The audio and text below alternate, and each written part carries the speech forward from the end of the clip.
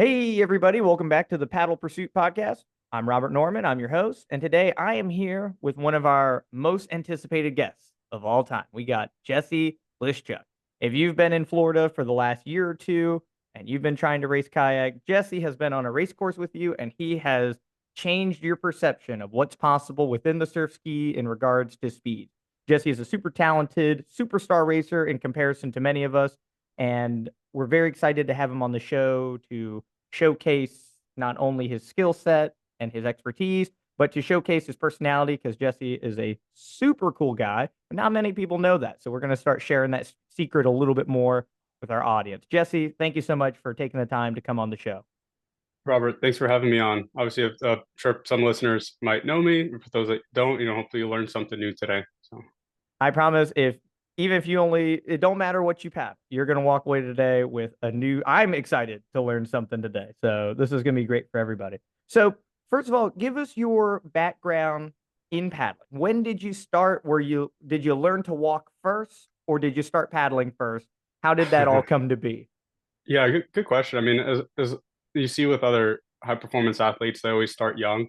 I was in a similar way, and those athletes that typically excelled in things, they did a lot of different things, and that was my scenario as far as the chronology. I found a picture of myself in a boat at like 3 years old up in the Pocono Mountains in Pennsylvania. That's not really when I had started paddling, but I definitely owe it to my parents. They supported me early on and understood the value of health and wellness and fitness, how that comes together, and also just the pursuit of things that makes you happy, especially if they're constructive. Kayaking, they put me in kayaking, they put me in tennis and swimming.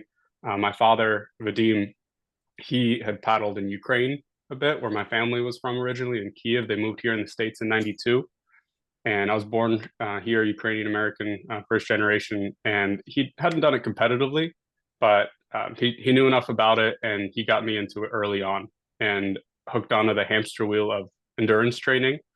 And my dad was always there driving me to competitions together across the country. And despite me not always enjoying it, around 9 years old, he had me in sea kayaks. So there were maybe 45, 50-pound boats. But I enjoyed being out in nature, catch turtles on the canals near Princeton University. We'd go up to the lakes in the Pocono Mountains where I spent a lot of my summers. And I remember vividly how difficult it was. My father pushing me in a 45-pound sea kayak just so we can go to the end of the lake and back. In in hindsight, if it weren't for him pushing me to do that, I wouldn't have developed into the paddler that I am now or accomplished some of the things that I have. And eventually, I transitioned into a K1.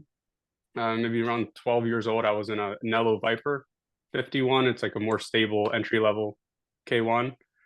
Um, Around that time, I had also met one of my first coaches, Holm Schmidt, who was a former East German national team sprint kayaker. I'll touch on that a bit later and kind of the things that I learned from a mentorship role. But I'd consider the start of my paddling was obviously, through my father, we'd go out in the water, but also Holm had held a training camp, a clinic for some 10 or 15 people. And I was in that Nello Viper, the more stable K1. I'd flipped in the middle of the lake due to a boat wake. It was probably beginning of March. Water was freezing. It's up in Pennsylvania. And I just remember how supportive everyone was of me. I was like a 12-year-old, from the beginning of the camp to then flipping. And to name a few people who've been there from the start, there's Cliff Roach, who Mhm. before he had Good Boy Kayaks and there's kayak racks all over the country. Susan Williams was there, who was the director of USCA, United States Canoe Association, and then some of the Massachusetts crew with Chris Chappelle, Mark Ciccone, Tim Doyer. So they really saw me when I had first really gotten into K boats. And I never really played a sport in high school or anything like that. I was always a quieter kid, which is some people find surprising, but this was finally something that I found set me apart. I found recognition from it early on, and I found a skill, is something different, and immediately had a positive gratification from that effort that I put forward with it. Um, as far as getting into the K1 and competing on a higher level, a few days after flipping, Holm Schmidt, the coach there, he put me in one of his old school German K1s. It's a single kayak where it's one of those flared wings in the back. Before the 2000s, before the rule change, all those K1s had the flared wings in the back. And one day I flipped, the other day I'm paddling it like riding a bike, and I didn't look back. So my father and I would drive over to Holm several times a week, and that's when I really started training, developing in the sport the right way. And I progressed into a Curtin Tiger. A Tiger is essentially a mold of the old wooden low volume Struer kayaks, or the Cleaver, which is the higher volume boat. Mhm. And with Holm and his background, from East Germany in the 80s, they were way ahead of their time in sports science. And then from the 80s in Germany, people took all that sports knowledge. They're still using it today. So some of the tenets were muscle endurance, and lots of GA1 training, meaning low stroke rate, high power, used by athletes across the world in paddling to this day in sprint and marathon. And I wasn't taught necessarily to be a junior world champion or to be like one and done. That's one of the things that we see here in sprint paddling in the country, where kids start out in a club and they progress, and then once they hit college they kind of stop. I'm lucky and grateful that he taught me between my parents and home to have longevity in the sport. And we lived on the bench row and the bench press, 100 rep, 200 reps, circuits. So nothing super heavy, but lots of that. And he didn't even allow me to, at one point I remember, get a Nello or one of those modern K1s. And I continued to paddle that old school K1 with the flared wings in the back. Essentially, I had to earn a better boat, because back in the day, like athletes, they still paddled really well, with those older boats. And what I got from that is you can sit in a flower pot and you can still perform on a high level. What matters is, not the equipment, which people gravitate to. It's the preparation that matters most, and the mental fortitude that comes with it. So, speaking to being a junior athlete, and as you mentioned, as a lot of our junior racers reach a certain age, like you said, they're done, right? Like their career ends, and you Yeah. see that a lot across the board. And speaking to being in high school, not participating in high school sports, which is kind of like the social norm, right? And Mm-hmm. doing a skill set where you're one of the only ones in your area that does it. There are no other people your age that comprehend or have an affinity with that. Like when you play football and you throw a touchdown, everybody gets that, right? But when your 1,000-meter time goes under 4 minutes for the first time, nobody knows what the hell that means, right? So, what was it like being a junior, right? And kind of speak to what differentiates you so far versus some of the other people that don't make it? And is there a way to like kind of recreate that on a larger scale, right? That's one of the themes is how do we get junior racers to continue longer into the sport? Is there anything that you've done specifically that you don't see across the board? Yeah. One of the things that sticks out is um, being doing the sport because, let's say, you love it, and continuing it no matter what comes out of it. So regardless of the sport, sometimes people always go and they want to win that high school soccer championship, and or back in the old days I used to be such an athlete, and now it's more a matter of lifestyle. And with me, it was ingrained that it's the lifestyle of fitness and exercise. It just happens that kayaking happened to be the medium of expression for that. It could have been weightlifting, it could have been uh, badminton. I don't know, but whatever it is, it turned out to be this. One of the things that sticks out is Holm. He shared with me. It was called the B cadre. It essentially was a list of all of the athletes in Germany ages 15 through 18. And I remember in the gym, he just pulled up and he showed me these are their times, the B team, of what they run for 1,600 meters, how many pull-ups they do in a minute, how many reps can they do with half their body weight on the bench row, and what's their 2,000-meter time. And it set a goal for me, and I could compare myself to other athletes, not just in my region, but internationally. And from there, just started working on that. And every time I'd go out, there'd be a goal in mind. It's not just I'm getting ready for a competition, one step ahead of that person that's on the couch and doing something else. And then just the support from other people, like I had previously mentioned, that continuing to motivate me and support me, and I recognize some of the effort that I put in. So, tell me about Keystone paddling, your first interactions with Keystone, what it is, your interactions, and then how it's led into today through coaching services and so on. Yeah, we're acutely aware of the lack of formal structures in club paddling when it comes to sprint paddling or other disciplines. And we were, at the time, it's been 2009, it was my first nationals. In 2010, 11, we had created a club called Keystone. Keystone being that middle arch in a bridge, essentially bridging the states nearby in that Pennsylvania area, Jersey, New York, and so on. And we kept going to nationals and sprint nationals or USCA nationals and marathon, and being unaffiliated athletes. So we're like, let's make a club. And we make that club through the ACA, American Canoe Association, and held on to it ever since. And we never had a formal place where we'd meet. We would just meet up at different lakes and show up and just have the same uniform, racing K2s, K4s, and so on. And my father had initially made Keystone kayaks. The website is right now more of like a classifieds, the go-to place where you can find information. It was the website back in the day.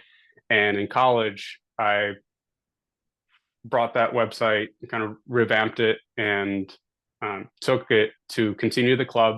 And we still show up to nationals to this day with however many athletes, and perform on a high level. And online, we also offer services. So if someone wants to get better at paddling, I write programs, very specialized and catered to that individual, regardless of the type of event they want to get ready for, as a chance to improve.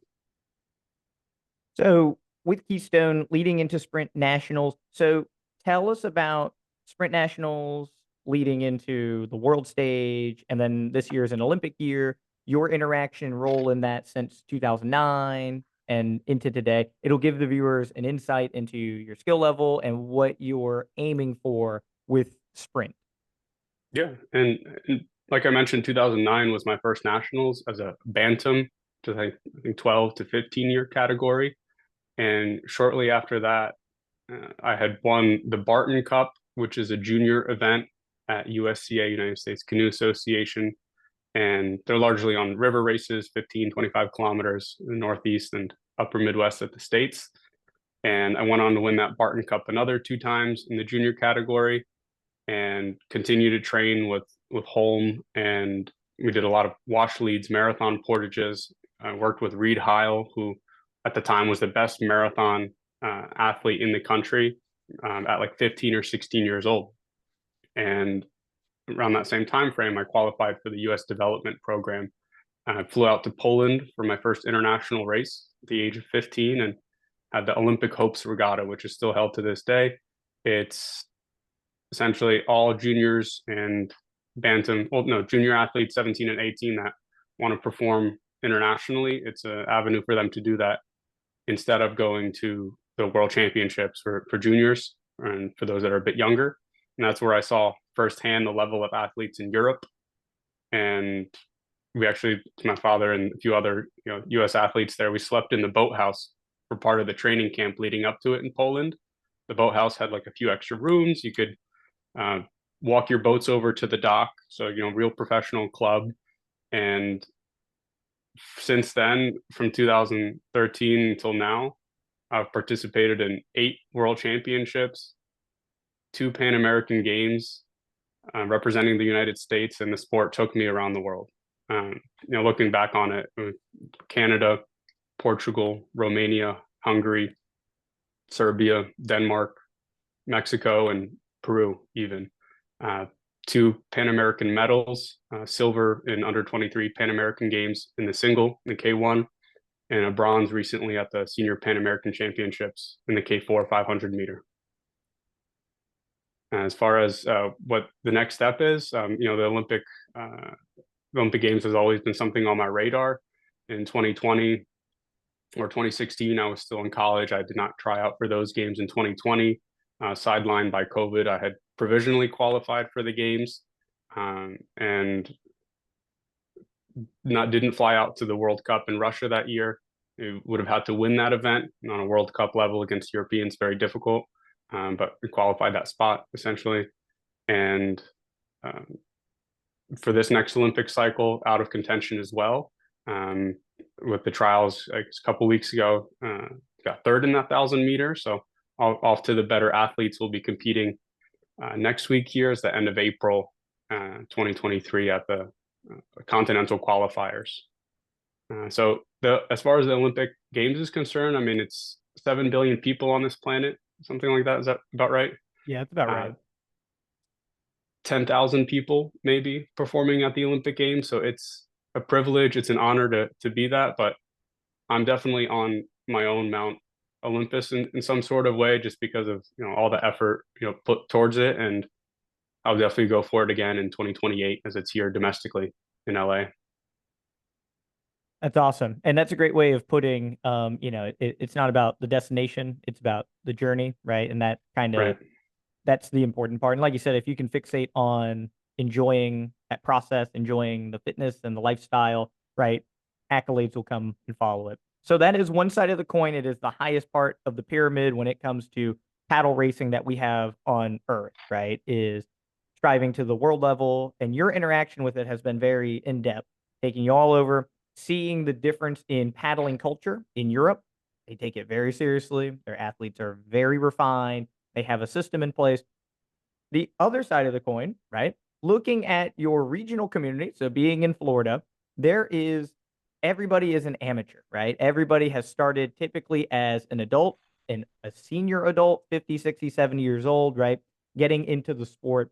What is your viewpoint going from a highly optimized system and then coming into something that is a lot less optimized in nature, right? Like, how do you perceive doing some of the events locally in Florida, for example, or wherever, but with some of these long distance races, especially with the ocean style racing crafts? What's your perception on that? Oh man, Robert. So perception's huge. I mean, it wasn't until someone broke the 5 minute mile until everyone started breaking the 5 minute mile. So my view is hopeful, even outside of sprint. The time that we live in is vastly different than 20 years ago when we're able to connect with each other better. We're forming groups. We can share information widely. That's what we're doing here today. That's why it's so important, Robert, what you're doing. So thanks for holding this podcast as well and continuing the information that you're sharing with others. As far as whether you're stand up or OC or Surfski, now you can find a race or 10 races within your state. Just go on Paddle Guru or Google it and find resources. Sure, it's a lot of information fatigue at times, too much of it. But this here is a place to find some great information as well. Generally, there's certain disciplines that have performed better than others in terms of recruitment and being able to retain people. Outrigger, dragon boat, they do a much better job than sprint or marathon in terms of getting more paddlers and retention. But also the barrier of entry is lower. You don't really need your own equipment, right? You just got a paddle. You go out there in the dragon boat. And boats are more stable, right? That's a barrier. And I don't know about you, but I'm seeing a lot of dialogue from like multidiscipline events. So encouraging others to try different crafts and things like that. So looking at these communities, right? And this is our perfect segue into talking about racing, getting better at it, technique, missing links in technique. What is some of your advice? So being part of this more amateur scene, right? What are some of the things that you feel like you can impart on people to help them reach their goals more efficiently, whether it's technique, training, discipline, whatever it is? Oh, that's the fun part. Cool. So as far as getting better in the sport, from a high level, when it comes to winning races, the best athlete or the athlete that wins is often the one that can do the most volume and the most intensity in that volume and do that most frequently. And when it comes to your microcycles, mesocycles, just do a lot of it, train hard, recover, do it again. Now, to improve, the most important thing is a piece of advice I heard not too long ago from someone. Look forward to exercising because you enjoy it. That's what's most important. Isn't that why we're doing this in the first place? Yep, good point. And with that, with paddling, more specifically, it's about skill acquisition, Robert. It's the things that you talk about with technique. How do I do it this way? And as far as beginners, there's a few limiters. As a beginner, you need movement efficiency, so skill acquisition in the technique, strategy, comfort in different scenarios, whether it's on the ocean, river, and then increasing the frequency of the amount of time that you're doing that. So being in a stable boat, we talk about that. If you're in a stable boat, you're more likely to do it more often, and that will compound over time, whether it's 6 weeks or 12 weeks that you're doing it, and not discourage you from doing it because you need to enjoy what you're doing. From there, you can progress onto a better boat as a beginner. That's a great We way of we can putting also it. talk about. Oh, go ahead.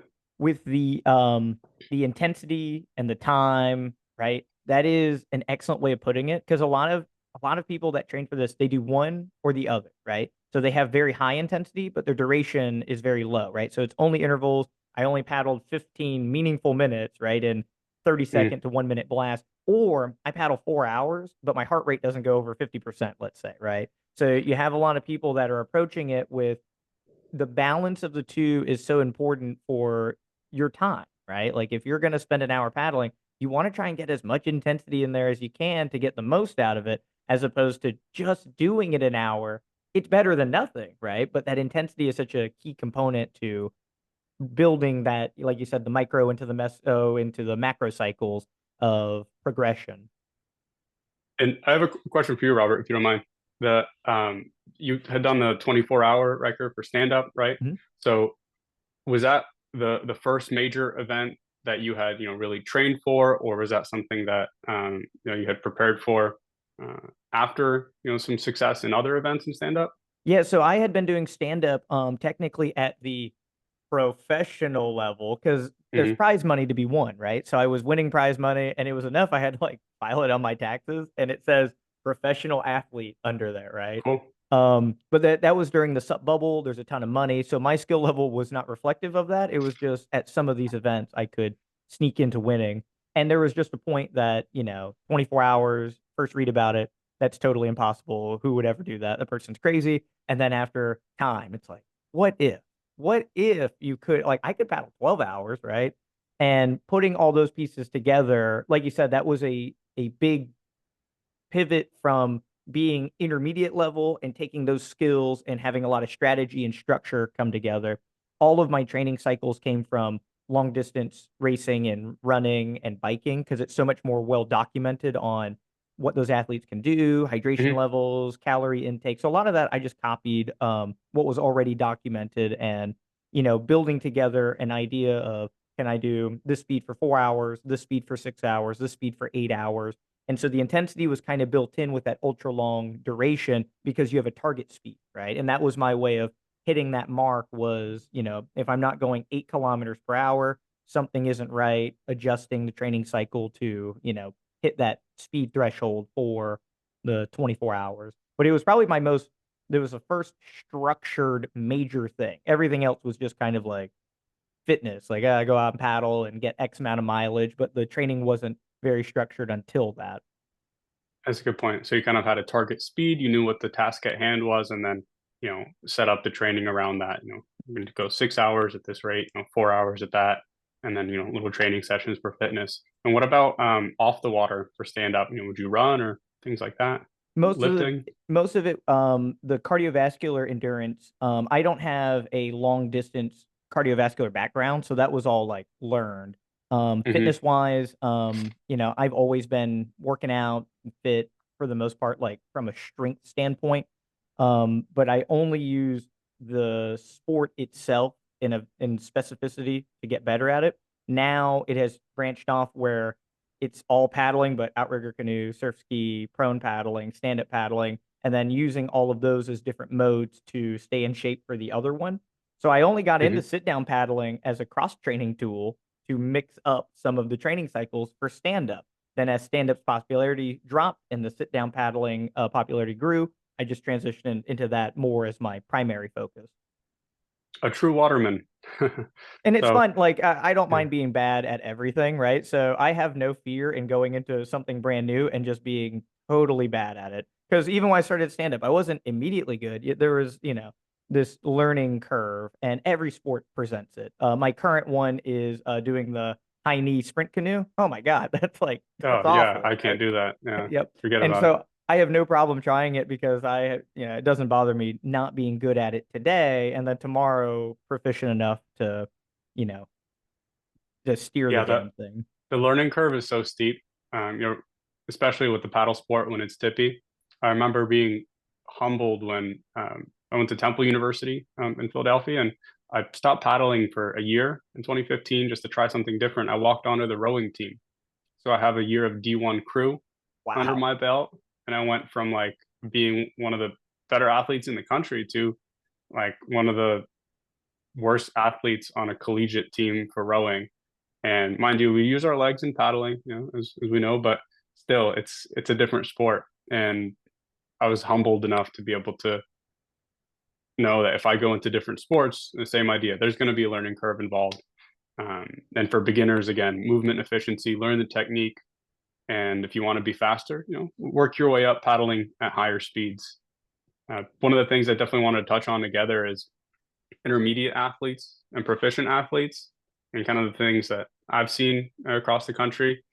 Uh, there's when it comes to an intermediate athlete, there's some that have a background in say cycling or another sport, and they have a developed engine or a VO2 max. So your VO2 max, the maximum oxygen consumption that you can have, or is directly correlated to the engine.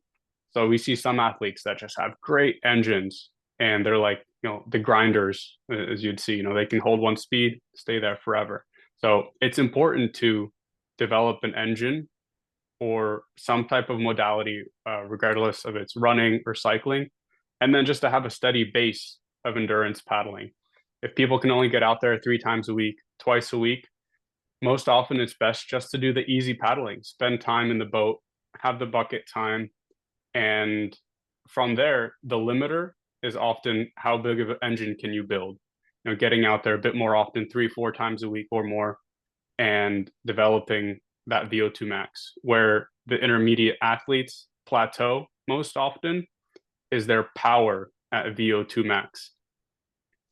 The power at VO2 max is, let's say you're pushing maximally as hard as you can for 10 minutes or an hour, more like threshold type work.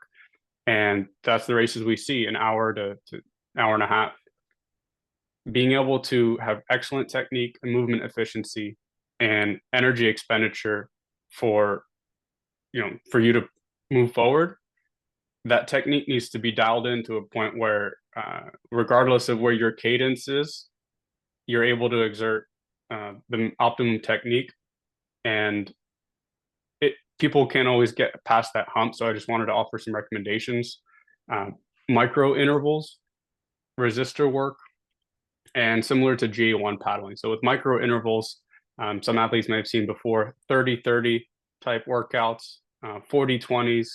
So essentially you go hard for 30 seconds, you rest for 30 seconds. Go hard for 30 seconds, rest for 30 seconds. That series can be done 8 to 10 times. So if you want to paddle faster, who would have thought you need to actually paddle fast and develop skills and technique at those higher speeds? And that's when it comes to also resistor work. Those micro intervals, the same way, can be done with the resistor. Whether you're in I'm sure you'd know better. Do you do resistor work in an OC1 at all, or? Usually not. The boats are like pretty fragile, so putting anything on there is kind of taboo. There are like you can put weights on like the AMA, and then like Mhm. having the outrigger be heavier acts sort of as extra resistance, right? So you see people put like ankle weights on that to create more drag and kind of push through that. That makes sense. So with adding weight to a boat, you get more inertia, and you get to work on your glide or your distance per stroke. An athlete is only as good as their maximum distance per stroke and their stroke rate. So if you've capped out your stroke rate at, let's say, 80 or 60, And the only thing you can increase is the distance per stroke or the glide that you have. So by adding weight to your boat, whether it be 10, 20 pounds, you can develop efficiency at a higher maximum, at higher glide at that speed. If you put on a resistor, like let's say any resistor cord that you use, like a bungee to tie the boat down, you increase the drag on the boat, and you get to work on your same technique with a higher power output. And these are both modalities that can be used to improve the power, improve your engine, and then when you go out and do your events, there we go. The speed comes out of it, but it does take time. It takes effort and consistency as well. I think one of the fun parts about kayak in general and all paddle sports is it's super technical. And so having the engine is one aspect, like you said. And then the other part is training your movement to get more distance per stroke, to operate at a high technical base at a higher stroke rate, right? You have less time to set up Yeah. all these movements. In some sports, and I'm not saying that running is simple, but they've done all kinds of studies on marathon runners, and it is a 1-to-1. The guys that win marathon events have a higher VO2 max when tested, right? And it's linear. And for them, it's like 98 point something. And each point one puts them into this guy is a 204 runner. This guy's a 203 runner. This guy's a 202 runner. And so it can't be understated how important it is to have that VO2 base. There are many sports where it is 100% like the higher your VO2 max is, the more endurance that you're going to get out of, the movement that you put into it. So switching over to looking at the technical side of it, what are some of the things that you see as most common mistakes when approaching kayak paddling specifically? Yeah. With with technique, oh gosh, I don't know where to start. What are things you bump That's into? great. That's awesome. So, Joe Surfski, right? Make it Okay. a pushing sport, right? That was one of the big ones that he had said. And it's a lot of things like a lot of athletes are trying to pull and they don't know what to do with their top hand on Mm, pushing into the water, right? So, any tips like that when you watch somebody, they're floundering, they're not going yeah, super yeah. fast, right? What are some of the things like commonly that, from your opinion, is it they're not using their hips, they're not using their legs, their hands aren't going the right way, their blade is, too small, too big? What are some of the things that you feel that you see very often? Well, one of the things is developing a knowledge of what really is a catch. Just take the time, and there's resources out there. Find out what a catch is, a pull, and an exit, and how every piece of that connects to the other, and it's only as strong as its weakest link. So the reason it's called a catch is you're literally catching the water. It needs to be up front. If it's by your hip, you should be taking it out a little bit earlier. And one of the things I'd like to see in more athletes is using a top arm to guide. So the top arm in paddling, whereas you'd be sitting in the boat, if as soon as you push with that top arm, negative angle, things like that. But more importantly, there's no way that you can tell me that having this arm push forward is going to have you propel forward. It doesn't make sense that way. It can push down a little bit into the water. The wing paddles, they have an angle of attack. So as you kind of push down a little bit and guide it forward to this top arm going to the opposite shoulder, the stroke is done. And that's really what I tell most people. When this top arm is at your opposite shoulder, you're done. Why? Because when this top arm is at the opposite shoulder, it's not doing so because you're literally moving your arm over. Your arm is straight. And what you're doing as an individual is you're rotating, like a block. And as you're rotating, that top arm shifts to the opposite side. That's when you can engage your core, your legs, and from this position at the catch, when you lock in front of you, minimal air bubbles in the blade. You fully submerge your paddle. You can even get your pinky wet. That's okay. It's a water sport. And then you rotate and you go out to the other side. Stroke's done here, and you exit out.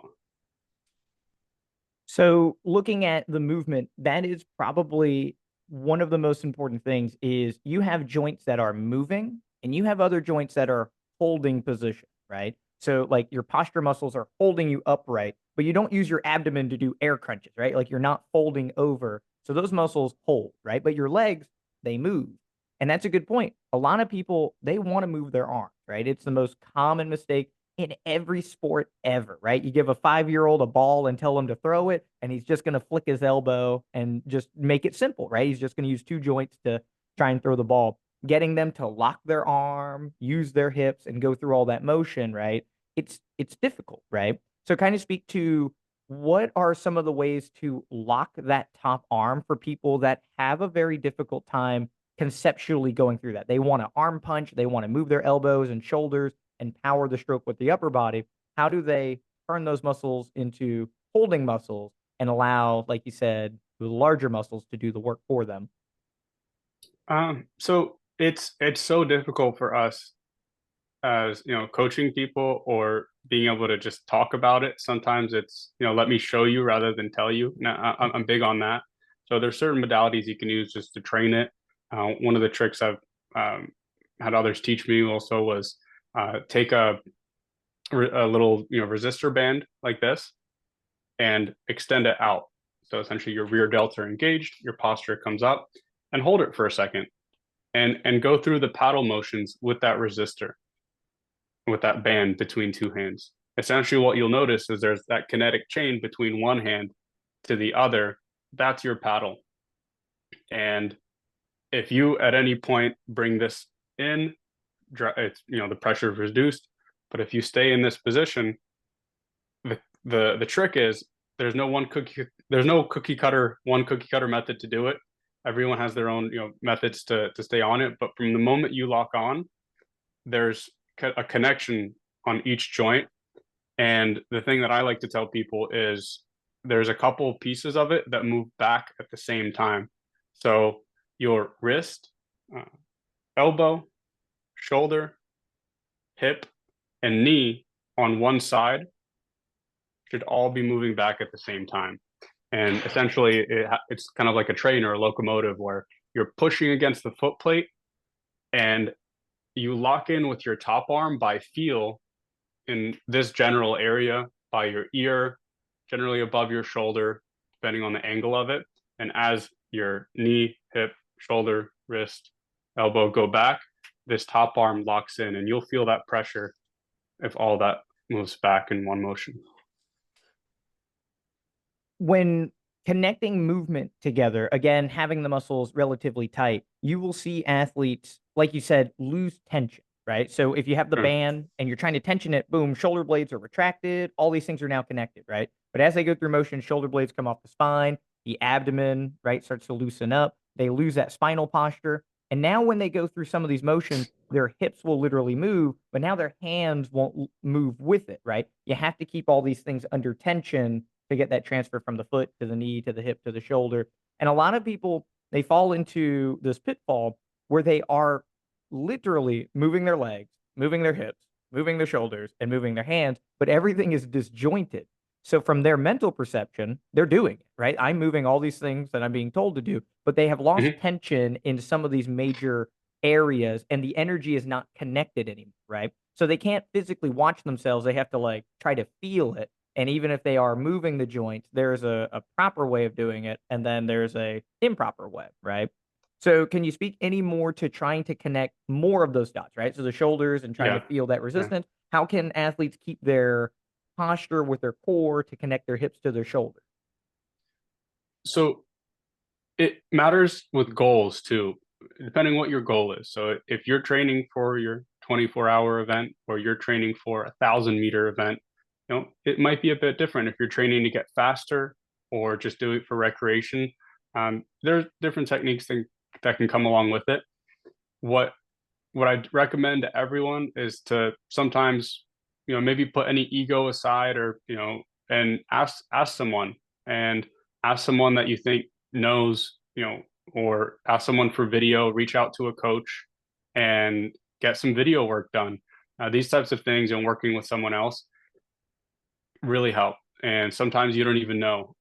Even at my level, I try to at least every couple months send video to a national team coach or someone that I know can help me improve. And they'll pick up on things that I didn't even notice. And regardless of the level, it's so important to do that. When training technique, it's important to go easy to start. And then as you develop your base, you need to do it a couple different ways. So or when you're doing, let's say, general movement endurance, or you're increasing the pace, kind of doing like a tempo steady state, or even your maximal, threshold steady state, it's important to train it at multiple cadences. So if you increase your cadence, your torque actually decreases, and you're also less glycolytic, so your heart rate will go up, and you're less aware of all the things happening. But you're training at a higher cadence because you'll probably be racing at a higher cadence too. That's important. And training cardiovascularly. It's also important to train at a low cadence. People don't do enough of this. Get yourself a Vaca stroke rate monitor. Have it. They last forever. Some Garmin monitors even have it. And try training cadence in a kayak under 70, under 60, under 50, and see what the maximal distance per stroke is. What happens is, as your cadence drops, your torque increases, and it also becomes more glycolytic rather than aerobic. And you're training that musculature to have a higher power output. You're training the movement efficiency for a higher distance per stroke. And this method, it's not just something that I'm recommending, it's a method that people all across the world are doing in sprint paddling and marathon paddling. For example, GA1, which is a German word for whatever zone that they do it in, but they set a limit of 55 to 65 strokes per minute, and they're going anywhere from 12 to 14 kilometers an hour. And we're talking high distance per stroke. Apologies for those that use miles on the podcast. 12 kilometers per hour is 7.5 miles per hour, and then 14 is pretty close to 9. It's like 8.8 something. That's right. That's right. So train your distance per stroke at lower cadences, get your cadence up, and train it that way in each of your zones that you're working in. Yeah, that's my personal favorite way of doing technique is going low stroke rate. You have more time, there's more pressure. The boat glide, like you hit the stroke and then boom, the boat's going. But then as you're in the air setting up the next one, you can feel the boat really slow down, and you grab that water and it's heavy each time. Most people that do that, they realize instantly that like it's kind of torture, right? And that's why people like Yeah. just spinning and taking the next stroke, because they get that glide, there's less resistance, and it's less difficult, right? And that's, like you said, in the sprint community, that's one that is very common, where it's like slow stroke, fast boat, right? And then you have all these parameters, 50, 60, 70, heart rate, and you can really play with it. Doing things slow is the way we learn it. If you give a child a pen and like, oh, do the alphabet, well, they could probably do it with infinite time. But if you give them 5 seconds to write out 26 letters, right? Their success drops tremendously. That time urgency changes your ability to take in information and learn new things. When you're in a college class, you're not running 10 miles an hour on a treadmill while your professor is lecturing, right? You're just sitting calm, relaxed, focused, right? So the more or the less high your heart rate is, the more focused your brain can be. And like I said, as you're starting to work harder, you're not so aware of my movement. Is my top hand here or there? Well, if I'm doing it every second, where is my hand, right? So a lot of people fall into that where they think they're doing something properly and they're not, just simply because they're going a little too fast to recognize it. Yeah, exactly. So mix it up. Like you mentioned, there's the fine motor movements, like the delicate movements of the hand or wrist, and it's so much easier to do it when you go slow. And speed is secondary. I'll go out and paddle slow all the time. I'll keep my heart rate in a zone 2 or low zone 2, high zone 2, but always working on the technique, working on those elements. But if you want to improve and get faster, once you've done that, fine, motor skills, train your gross motor skills. As you go faster, larger musculature starts being engaged, and you can't really do it. So it's just a matter of timing sequence, and that's something that is learned through frequency and repetition and practice. So one of the common questions is asking you, what is fast, right? So whether it's in the K1 or the Surfski, what is a milestone or a metric for fast? Everybody's number is different, but we all want to know, what is your fast? Yeah, 2 kilometer test. That is, I think, the gold standard for paddling. You can even include a 250 in there. Wherever you're at, do that 2 kilometer with turn or without turn, doesn't matter. You can find a course anywhere near you. If there's rowers, measure it out, then go ahead and do it. And the reason it's a great metric for improvement is it hits all the physiological zones. Like you're working aerobically, you're working your threshold, so higher aerobic speed. There's a start involved. You should do it always standing. So getting some fast twitch in there, but you can't necessarily win it on the start. But neither can you on races. As you approach the end of it, it's largely glycolytic. You're producing a lot of lactate. You're having to clear it. You're breathing heavy. You're going all out. It's difficult. And once you do it, you take the time that you had and you try to improve on it, whether it was, 12 minutes, try to get under 12, or a good milestone is 10 minutes. When I look at an athlete and they're able to go in the men's field under 10 minutes for a 2K, that's when they're, starting to approach intermediate level. They've done their base work and they can start doing some more interesting things to improve. Assuming, their flexibility is good, they have general physical preparedness, they go to the gym every now and then, or are strong and healthy. So from a coach's perspective, 10 minutes on the 2K, that's fast. When you're racing somebody, you go to World, you see this dude's 2K time. What is a number that you've seen before where you're just like, is that humanly possible? Is this guy a robot? What is a super fast 2K time at the world level that you're aware of? 7:30s in the 2K is absolutely absurd. But I'll share something with you with marathon racing and how cool marathon K boats are, whether it's in a double or a single. When I went to Denmark, and that year I was a bit younger, it was Rene Poulsen was there at his hometown as one of the best Danish athletes, and Hank McGregor as well. He was at the peak of his paddling, and during their marathon, which they do 7 portages. Every time they portage, they go out the boat, they run with it, but they all line up maybe 30, 40 boats in a row, gun goes off, and they do the first lap. No portage the first lap. And they did their 2K in a 7:45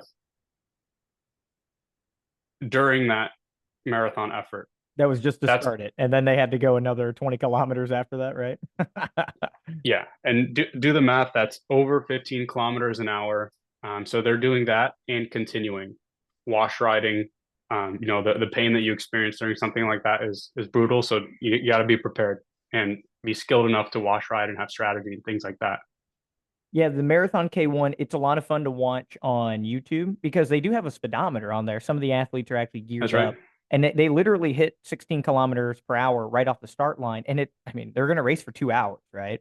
And it's so cool watching the tactics because it's as close to like the Tour de France as we get, because they do that in order to break away from the field. And then boom, they get into a little zone. Then there's a pack of them. And then there's going to be this other planned attack where they're going to skyrocket back to 16 Ks, 10 miles an hour to drop off the next group, right?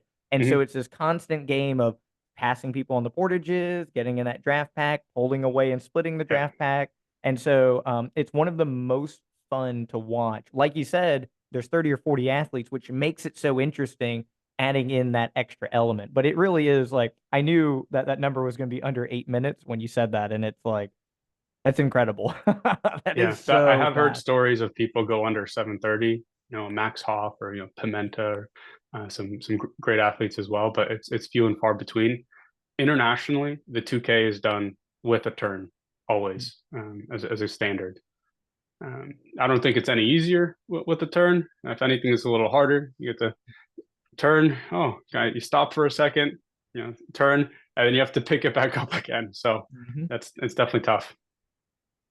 So Europe, South Africa, right? They have this huge pedigree of racing. It is part of their culture in a sense, right? Where it is something to aspire to and to be part of a kayak club. They have all this infrastructure, lots of kids do it. You have paddled all over the U.S. I was creeping on your Paddle Guru results that date back about 10 years. So you've raced in Oregon, right? You've done California. You're from the Northeast. You've been down here in Florida, and then you've raced, in contrast around the world. What are some of the regional differences that you notice in America when you go to the West Coast versus you come back to the East Coast? Is there a culture difference even within each side of the U.S., whether it's sprint, amateur racing, marathon racing? I think we're all the same, and people at the end of the day. As far as cultural differences, I think it comes down to what people do in those areas. I can tell you the northern areas, whether it's the Northeast or the Northwest, Midwest even, there's more cold weather resistance. Um, Safety precautions are a bit higher. So coming from Pennsylvania and paddling in that area, I understand what that comes with in the winter. Wear a life jacket. Um, in Florida, moving here, I was always surprised where safety precautions are sometimes down because it's so warm and sunny. So I encourage people to have life jackets, leashes, go out there with someone if you can, just because it's warm, sunny, and nice swimming. It doesn't mean that it's not necessarily dangerous. So inherently, surf ski is a sport where you're out there, you're in the elements, winds are out there. If you need to be around people. As far as other cultural differences, Texas makes some of the meanest paddlers in the world. I have to tell you that. Oh man, I'm gonna use that quote for the rest of my life because I agree with you. And now I have somebody to corroborate my story, man. But They in the are best way. In the yeah, best way. they are aggressive racers if you haven't met anybody. Yeah, absolutely. And in the Northeast, you have or rather Northwest, in the Pacific Northwest, you have a great community of athletes that also both do surf ski and are in K boats. I got a chance in the U.S. to work in Oklahoma City, where it's more of like a collegiate type structure, and the only place I've really seen that. They had a program in Oklahoma for high performance development where you actually go there, you get a scholarship, and they have some of the most beautiful facilities in Oklahoma for rowers. The under 23 national team trains out there. There's a course out there year round as well. Um, but at the end of the day, I think we're all similar. Just a matter of how you do it and what type of events you are training for. So, what is your future in paddling as you perceive it from today, right? Do you continue doing sprint? Do you focus on marathon? Do you switch it up and paddle different things at a certain point? What are some of the things that you plan on doing with paddling going 10, 20 years into the future? Um, Paddling, it's always going to be here. I want to continue if all goes well for the next Olympic cycle quadrennial for LA, and I want to just try different things. Like I was getting into triathlon recently, in terms of just like the running and the cycling. I do a lot of that. I still cycle with my father. Whenever he comes down, we'll have a little training camp. We'll paddle together. We'll get the miles in on the bike, and I want to do more surf ski races. I want to be more involved in the community. I think the last 10 years, I have put in so much work and sacrifice on every level that I'm ready to turn that down a bit in terms of the sacrifice and the commitment and the getting up early and the gym all the time and be able to be involved in the community more. And I think it's a matter of time where I've got to a certain level and I know I can stay at this level, um, just learning all the things I have over the years and be able to support others in some type of way. So this question comes from Patrick McCarthy, who is quite the character, but he Mm-hmm. wanted me to ask you, if you took 12 months off, could you come back and still kick all of our butts with 12 months? No, well, let's say you're still fit, but you don't use a kayak for 12 straight months, right? You come back 1 year, you still kick everybody's butt, or do you see a big Yeah, speed drop off if you were to take a year off? yeah. It would just be very difficult, but without a doubt, yeah. Excellent. Yeah, he'll get a kick out of I'm that. coming for you, Pat. So So that also segues. So Sunday, you race and you're super far ahead, right? And you had mentioned Rita Heil early, right? And I'm great buddies with Reed, and it is one of my ambitions to beat him in some context before I die, right? And then on Sunday, you crushed him by multiple minutes. Do you find joy in doing these races at the small regional level and being super far ahead? Is it just a training run? Like, what is your perception of being, like you said, like you've climbed the Mount Olympus in your own way? If you don't have anybody to challenge you in some of these events, do you still like, does it fire you up, or do you just kind of do it for, just because? Everyone wants, some type of recognition or, some type of pinnacle to go to, but it's not about that. It's not about the event. It's about your craft. I'm not talking about the boat, like craft, whether you're playing a violin or doing something else. I look at my paddling as my craft, as my medium for expression.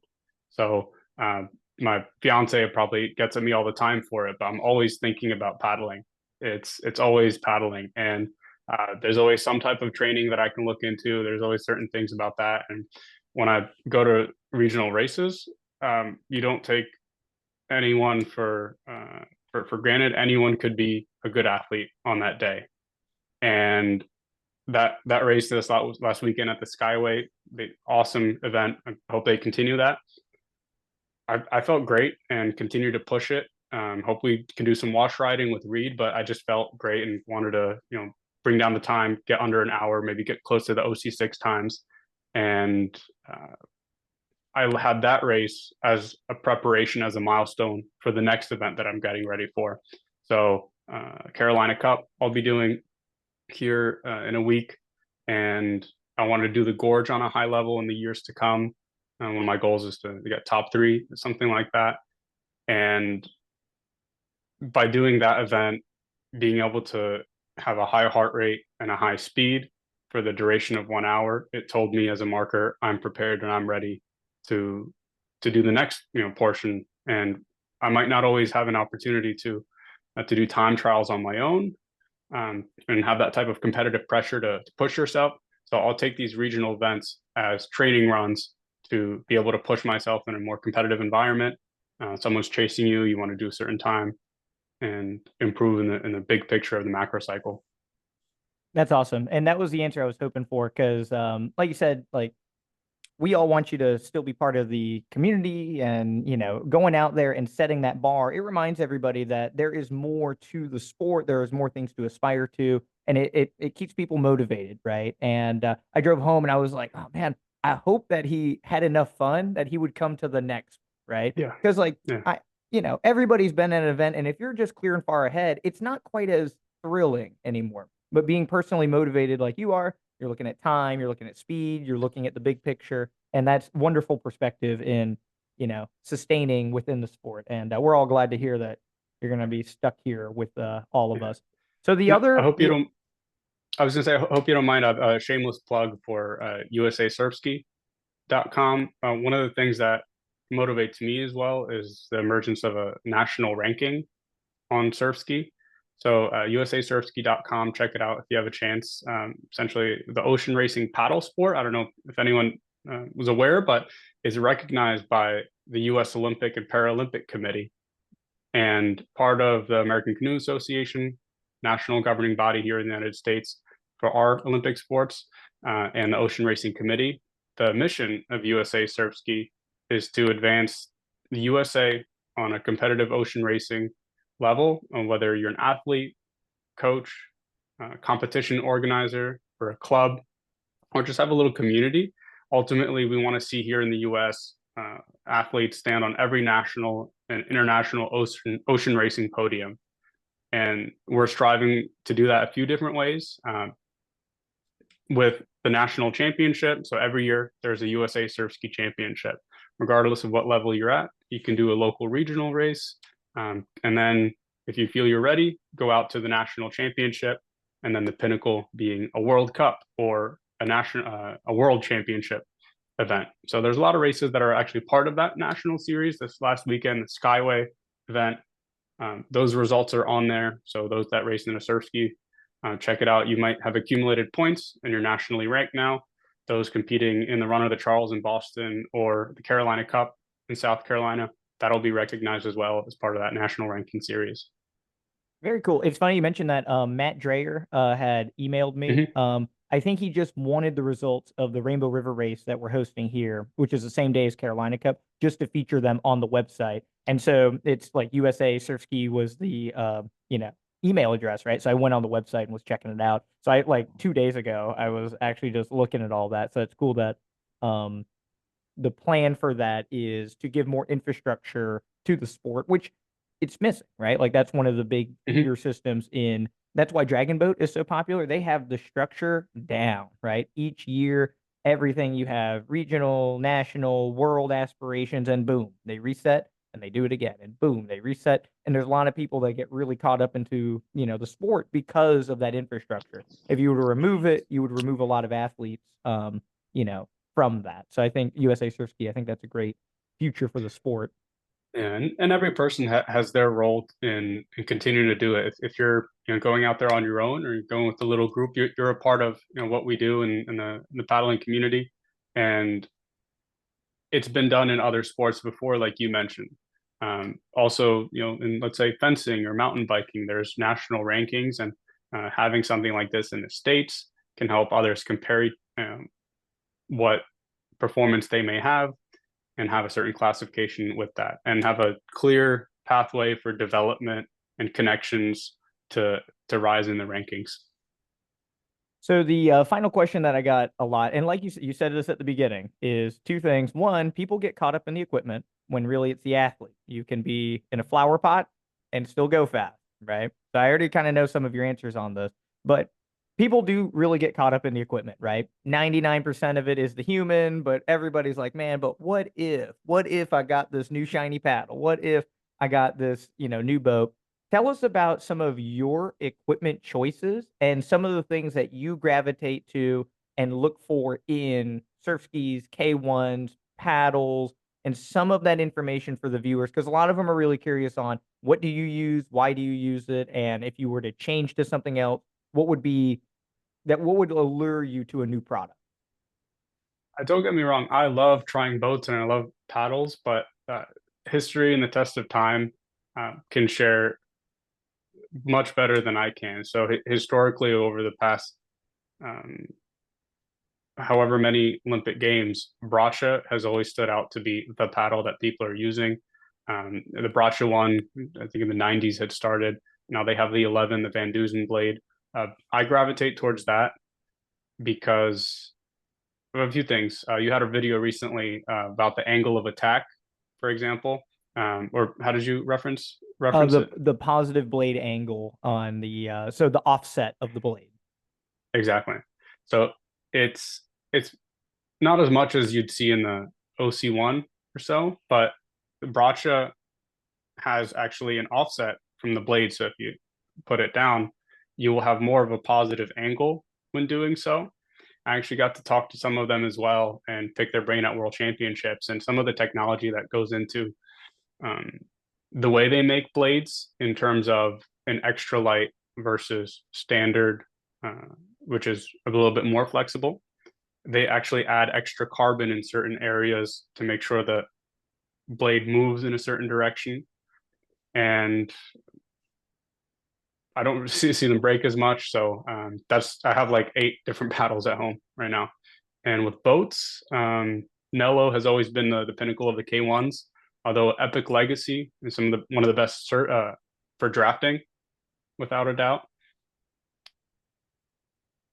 Looking at surf skis, you've had access to a bunch of surf skis. You're in Yeah. a K1 trainer in one boat, and then you're in a Vega, the next boat, and it's like you go fast in all of them. What are some of the things that you look at and like about surf skis?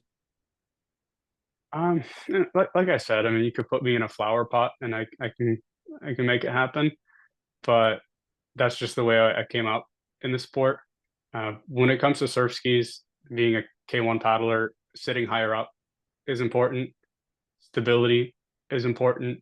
I'd rather be in something a bit more stable and just be able to, pull correctly and have good movement efficiency. Recently, I've been paddling the Vega, which has been really stable. I hear great things about the NK as well, which I assume is similar, or it's really stable and it's fast. And these are the tenets that we look for. Other things for longevity, just in terms of um, stainless steel parts, things like that that don't break apart. And yeah, that's really all. In terms of surfing, I definitely recommend for people to have uh, a boat that they can go out and be stable in and have fun, like a V8. I have a Nello 520 where if it's a little wavy out there, just want to have some fun, go out in that. There's no shame in being in something that's more stable, and you can just surf, learn how to surf, and then if you're ready, if you feel ready, go into that more elite performance surf ski. It's cool that you mentioned with the Braca paddle. That's one of the nice things with carbon fiber is you can manufacture and lay it and get different weaves to get different flex in different directions and get all kinds of different rigidity out of it. And surf skis for surfing, they actually lay out the carbon in the boat to give it some flex in certain areas and to be ultra stiff in other areas, right? So it's cool to know that, like, because you're looking at like a 6 meter boat, and they're each place where they put the carbon stuff is very well thought out, so the thing doesn't snap in half or whatever other feature they're looking for in the surf. The rudders on the boat are a great example. If you hit the rudder straight on, it's almost impossible to break, right? But if you attack it from the side, it'll fold over on the other axis instantly because the carbon is laid to take a forward hit as opposed to a side strike, essentially, right? Because it happens so minimally, right? So the carbon fiber and its layup, there's so much technology, like you said, that goes into that. And like as consumers, we kind of forget that. It's just like carbon's carbon, they just slap it on and whatever. Yeah. But the amount of thought and research and development that goes to any of these products is overwhelming, right? Like they don't even share that publicly because it's almost too much information for consumers. Yeah, absolutely. And I think paddle size is really important. Having a brand, regardless of what you choose and what you use, that has options for length and size of a blade and good customer service is important. Um, when I look at Bracha, I always enjoyed how there's different models. So whether it's the one, which doesn't really have twist, the two has a bit more twist and a higher angle of attack, which the whole Spain, aside from one individual, the whole Spanish team uses that to paddle fast and be a bit more aggressive. The 11 is widely used now, originally a Van Dusen blade by Balint Kopash and a lot of other athletes. You even see the 9 being used at times where it has a double catch. I couldn't tell you what that is, but sounds cool. So, So, tell us about the paddles, different sizes, different lengths. What do you use for different scenarios, and what do you recommend for people just on a general scale of length and blade size, or just trying to navigate all of these different models, all of these different blade stiffnesses, shaft stiffnesses, so on? It can be overwhelming for people to try to figure out what they want. What's a piece of advice that you can impart to the general public when looking at their own gear? I could talk about ranges. I don't think anyone should be over 220 centimeters if you're in sprint, and you shouldn't really need to go under 200 centimeters unless you're a little shorter, have shorter arms. But between 200 and 215 centimeters, typically where most should be. And like I mentioned before, it's about skill acquisition and the frequency of that skill acquisition with technique for movement efficiency rather than the equipment that you use. And for beginners, just get out there, enjoy it. Enjoy some exercising if you want to go a little faster. And then for intermediate athletes, find a blade size that works for you. I think for most people, anywhere between 705 square centimeters and 765 is more than enough. You shouldn't need to go more than 765 square centimeters. Now, if you want to and have the opportunity to have a few different blades, I encourage that. In paddling, we have one tool that we use, but why can't we, like a cyclist, have different gears? Meaning, get a certain brand and make model of a paddle and get a few different sizes of it. Let's say a 705, 735, 765. And with that, train at different gears. Get your bigger one, go at lower stroke rates. Use a smaller blade, go at higher stroke rates, and everything in between, and have fun with it. Mix it up. As a proficient athlete, it doesn't matter what paddle you're using. by that time, you typically know this is the one for you. A limiter for a proficient athlete is always going to be relaxing and being able to relax while you're doing that technique, not necessarily physiologically or on a mitochondrial level. Everyone has a good engine, everyone's doing the intervals, but being able to relax is important for your like venous return, so you can get more blood pumping and being able to recover, regardless of whether you're doing a 200 or maybe not a 200, it's 40 seconds, but a 1,000-meter event or a marathon. What is the equipment that you use for paddles for long distance racing and sprint racing, or do you switch it from Surfski to K1? What are some of the things that you cycle through with your paddles? Yeah, I switch it around. I have both Jantex and Bracha. I have the Bracha one in 4 different sizes, going up to the 820, which is the largest size, and I take that out if I want to do some high power work with the resistor, and all the way down to the 735, which I used at the last weekend Surfski race, and I have the 11 in various sizes. 11 is also great. I use those two interchangeably. I'm more of a catch-oriented athlete rather than a pull, so I like to power it through the catch, pull swiftly, but exit. Sometimes if I want to work on the pull more, I'll actually go to the Bracha one because it's not as intense on the catch and has more of a pull scenario, a little bit closer to where your knee area might be. And I've paddled close to 140 in that area with a paddle that's 735 square centimeters in the 500 meters. So I don't think anyone should be using anything higher than 165 unless you're training for sprint or using it as a tool to improve. Gotcha. All right. So give us a plug for Keystone Paddling, your coaching services. How can people get in touch with you? What services do you offer? People have heard about the K2 and Online Paddle School at nauseum. So now it's time to switch it off to you and give your plug Yeah, here. sure. Yeah, oh, definitely people should reach out to Robert Norman at K2N. No, but with my what I offer with Keystone Kayaks, if you want to get into sprint paddling, you want to go to Sprint Nationals, reach out to me either on Facebook, you can find my name, or on Instagram at Jesse JESSE_LISH Lish, and or visit KeystoneKayaks.com. The service is offered with base plan if you want to just start with any type of program, regardless of level. Wherever you start, you'll be assigned one of 4 programs, color coded based on your skill level. And each program is 12 weeks, and it's as much as a Netflix membership. So you can message me anytime on there, send video. I'm available 24/7. I'll get back to you within that day with any feedback if you got video or any questions that you might have.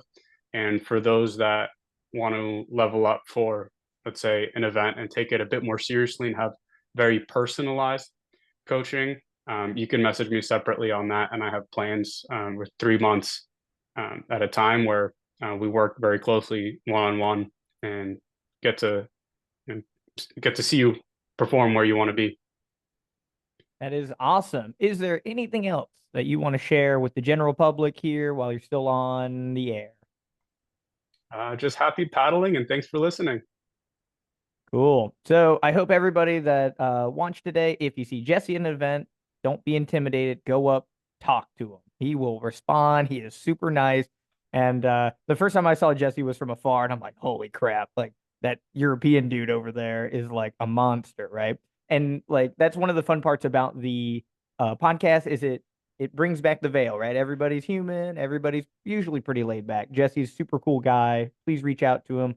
Please, make him feel welcome at the races. On Sunday, he just hung out with me. I got to hog him the whole time. I already talked to him all the time. It's like I wanted to wave people over and like ask him a question. He's awesome. Awesome. Rob, thanks for having me on. Absolutely. All right. That concludes the paddle pursuit. See you guys next week for our next episode.